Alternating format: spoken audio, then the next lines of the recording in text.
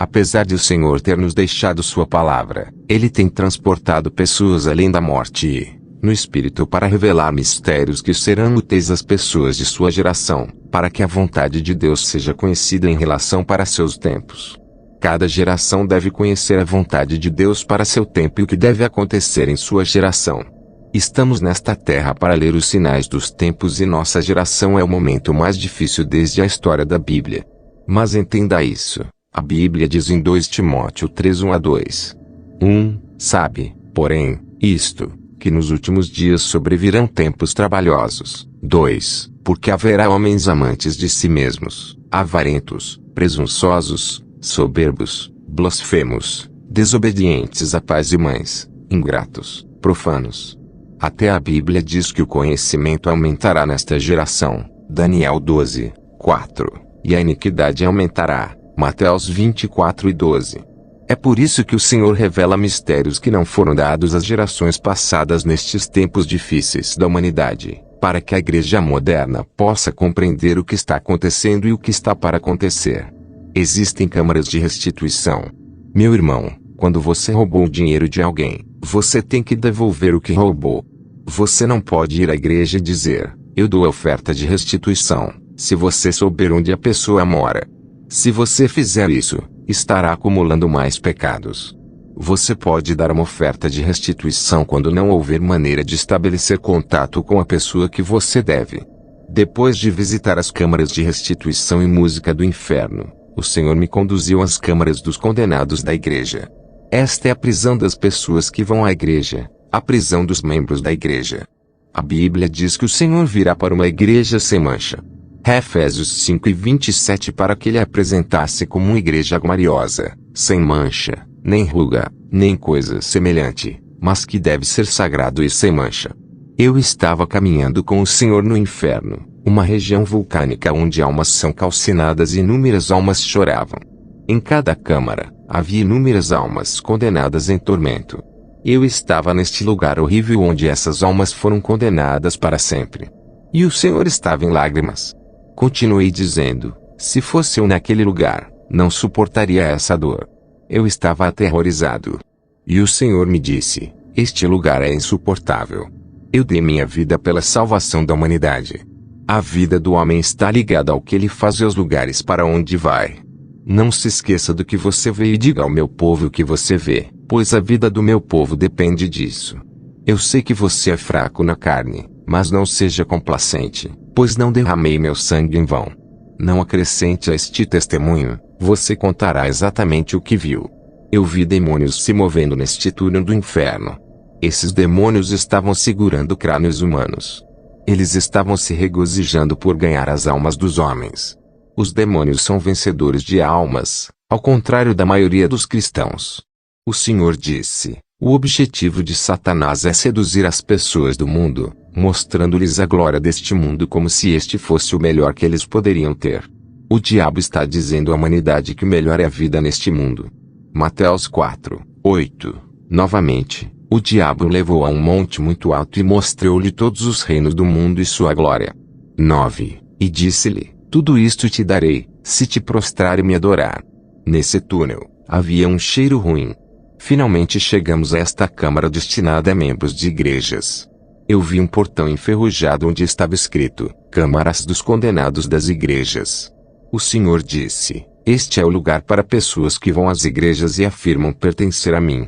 Eu disse, Senhor, até as pessoas que vão à igreja estão aqui. O Senhor disse, esses membros das igrejas não estavam guardando minha palavra e meus princípios. Eles falharam em fazer o que eu queria que eles fizessem. Existem dois tipos de membros de igrejas. Eles são aqueles que adoram em minha vontade e aqueles que me adoram sob minha ira. Os tormentos nestas câmaras de membros da igreja são mais intensos do que todas as câmaras do inferno. Quanto mais avançarmos, mais severa será a punição. Quando o portão dessas câmaras foi aberto, um fogo inexplicável e terrível irrompeu do portão. Eu ouvi gritos de milhões de membros de igrejas que estavam cativos aqui. Eu vi demônios voando neste lugar. Eles disseram a esses cristãos, alegrem-se. Este é o seu reino para sempre. Vocês, frequentadores de igreja que viviam em pecado, estavam cumprindo nossa ordem e a vontade de nosso mestre. Você seguiu nossos caminhos e fez coisas que pedimos que você fizesse. Alegrem-se. Amado, eu vi um poço de fogo e inúmeros cristãos dentro desses poços de fogo. Esses poços são construídos graças à vida pecaminosa que as pessoas vivem na terra. Quando você está vivendo em pecado, você está construindo sua cova no inferno. Quando entramos nesta câmara, vi uma região montanhosa e a lava estava espirrando e foi vomitada por crateras. A escuridão era total e o lugar estava iluminado pela lava que fluía. Houve gritos de incontáveis ex-membros de igrejas que perderam suas almas. E vi demônios regozijando-se e dançando por enganar e enganar esses cristãos. Irmão, nesta batalha por suas almas, não se deixe enganar pelos demônios. Quando entramos nesta câmara, vi um quadro onde uma lista de pecados era exibida. Esses pecados levaram os cristãos a esse terrível lugar de tormento. Meu irmão, esses cristãos que perderam a batalha estavam em uma situação insuportável. Suas almas estavam acorrentadas na cova de fogo, que era sua prisão e sua morada eterna. Quando nos viram, imploraram ao Senhor que os libertasse. Eles disseram: Senhor, lembra-te de nós. Nós te servimos. O Senhor disse: tarde demais, tarde demais. O julgamento caiu. Diante desse horror, comecei a chorar. O Senhor disse: trabalhei para a igreja. Mas veja como meu povo está caindo aqui. Eu disse: Senhor, foi-nos dito que aqueles que vêm para a igreja têm uma parte no seu reino. Somente aqueles que fazem a minha vontade têm uma parte no meu reino, disse o Senhor. Quando li a lista de pecados no quadro, estava escrito: número 1, a prisão dos que se recusam a pagar o dízimo. Aqueles que se recusaram a pagar ofertas e esmolas.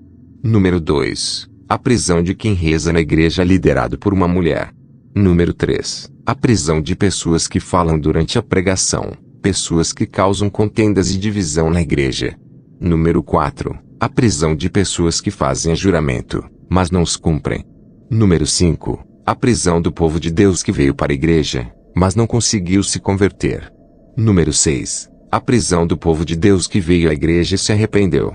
Eles nasceram de novo, mas se apostataram, abandonando seu primeiro amor. Depois de ler o quadro ao redor do portão, vimos no horizonte um príncipe dos demônios sentado em seu trono. Ele estava citando passagens da Bíblia e dizendo às almas condenadas: a palavra de Deus foi dada a vocês, mas vocês falharam em guardar a palavra de Deus. Você estava orando, mas falhou em fazer a vontade de seu mestre. Você era membro de igrejas, mas estava criticando seus líderes. Muitas pessoas vão à igreja, mas não mudaram sua maneira de andar no mundo. Vir para a igreja é uma coisa e converter é outra coisa. Ir à igreja não significa que você é um filho de Deus.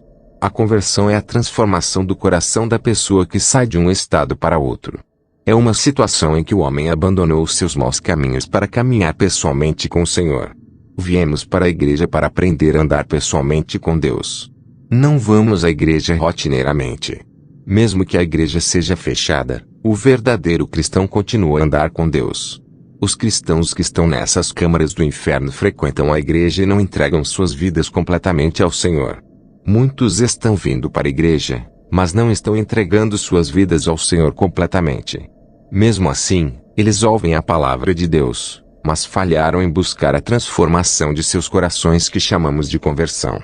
A segunda categoria de almas nesta lista no quadro eram pessoas que estavam vindo para a igreja e se converteram, mas com o tempo, elas abandonaram seu primeiro amor e não andam mais com Deus, embora continuem a vir para a igreja.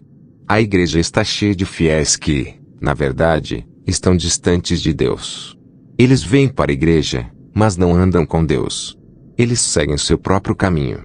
São pessoas que frequentam a igreja há 20 e 30 anos, mas não têm 20 e 30 anos de caminhada com Deus. Por todos esses anos, eles têm andado em seus próprios caminhos e não estão com Deus. A vida cristã significa andar continuamente com o Senhor em quem você acredita. Se a sua linguagem é escandalosa, ou se o seu comportamento é corrupto, e se você abandonou o caminho do Senhor, por favor, renda-se e renuncie. Eles são cristãos de nome, mas são pagãos em termos de caminhada. Ainda assim, quando eles vieram a Cristo, eles abandonaram seus maus caminhos. Mas hoje eles voltaram à velha maneira de caluniar, causando divisão e promovendo animosidade entre os irmãos. No entanto, eles alegaram ser cristãos. Estou aqui para lhe dizer que, se você fizer essas coisas, você não é um cristão, pois a Bíblia diz que é contra essas coisas que a ira de Deus é revelada.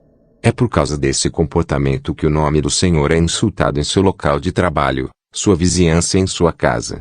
Muitas vezes seu marido fica dizendo que você deve ficar em casa, mas por causa de seus caminhos, seu marido se pergunta se você é cristã. Os verdadeiros cristãos não são aqueles que oram muito.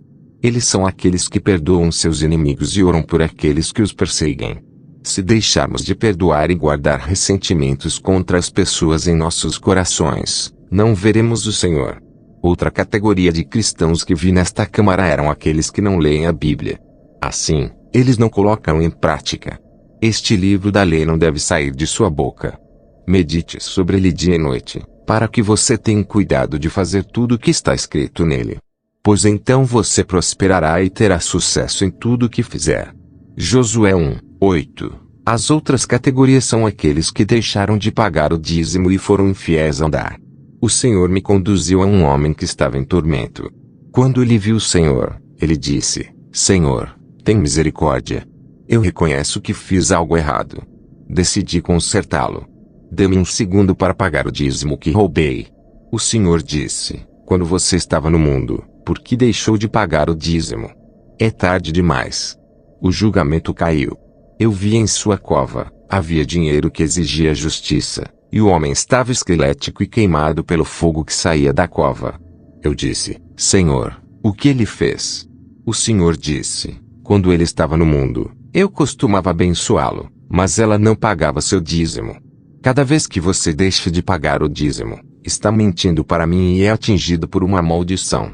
E quando você for amaldiçoado, você não herdará o reino de Deus. O homem implorou ao Senhor e disse: não paguei o dízimo por causa da minha necessidade, mas me arrependo. O Senhor disse: é tarde demais. Então vimos um homem alegando inocência e disse: Senhor, eu estava pagando meu dízimo. O Senhor disse: nunca reconheço os seus dízimos. Naquele momento, viu um demônio que era uma sombra. Ele veio apunhalá-lo nas costas, dizendo-lhe: você sempre esteve em nosso acampamento. Eu disse: Senhor, salve este homem. O Senhor disse: minha obra na cruz pode salvar as pessoas na superfície, mas quando elas morrem, minha obra não pode salvá-las. Quando as pessoas morrem, meu julgamento começa. O Senhor disse: o homem estava pagando dízimos a seu pastor que era ocultista, mas no dízimo há um convênio. Quando você paga dízimo a um ocultista, você está fazendo um convênio com ele. Quando você paga seu dízimo a um pastor que é adúltero, seu dízimo não será reconhecido. O Senhor disse: até mesmo convênios ocultistas subconscientes podem levar ao inferno. Quando nos mudamos para outra cova, vimos um homem em sua cova. Havia vermes nele. O Senhor disse: este homem foi fiel no dízimo até que seu pastor cometeu um ato maligno. Ele parou de dizimar e estava certo. Mas ele deveria ter me pedido que lhe mostrasse para onde enviar seus dízimos, mas, infelizmente, ele nunca mais pagou o dízimo. Eu costumava dizer-lhe que eles ainda são pastores retos. Ele deveria me pagar o que me devia quando estava vivo. Ele recusou o modo de vida e condenou a si mesmo. Eu coloco antes de você a vida e a morte. A quarta categoria são aqueles que criticam o pastor e lutam contra o ministério. O quinto são os que se vestiram mal na igreja. Sublinhado.